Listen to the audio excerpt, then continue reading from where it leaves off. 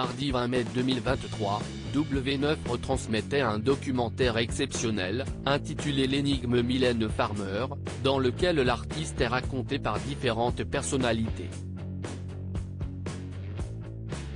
Parmi elles, Isabelle Nanty s'est rappelée au bon souvenir d'une scène jouée au Cours Florent par la chanteuse. Depuis près de 40 ans, Mylène Farmer déchaîne les passions de par notamment ses interprétations particulièrement singulières, son sens du spectacle, mais également sa voix si reconnaissable.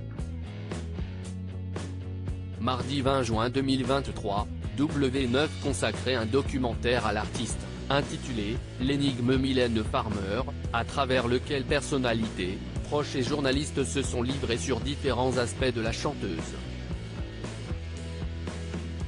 Le journaliste à gala, Thomas Durand, qui a interviewé Mylène Farmer à différentes reprises confie, Mylène, à l'échelle de la France, à son niveau, ressuscite quelque chose de l'âge d'or hollywoodien.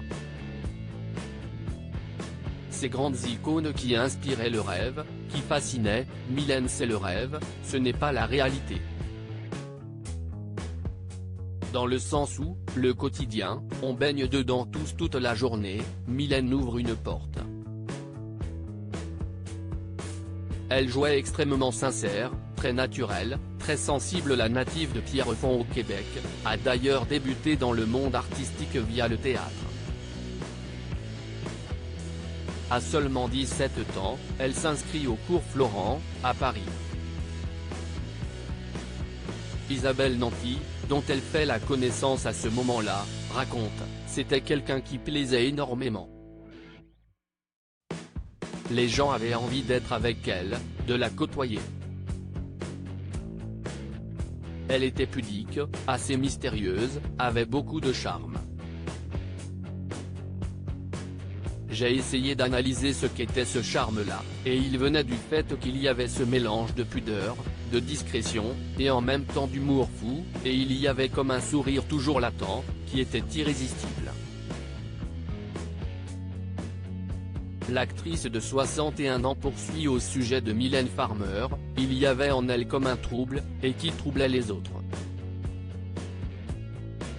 Une intelligence, une sensibilité à fleur de peau, mais à fleur de rire aussi, à fleur d'humour.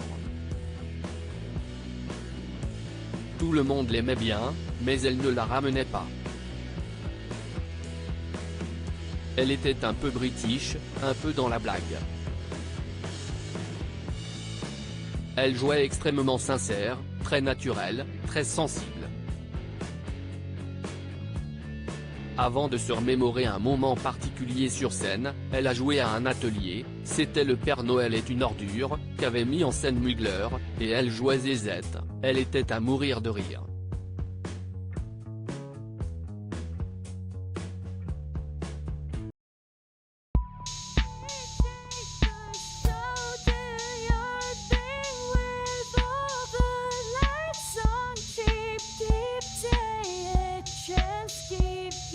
Take a chance, you can just keep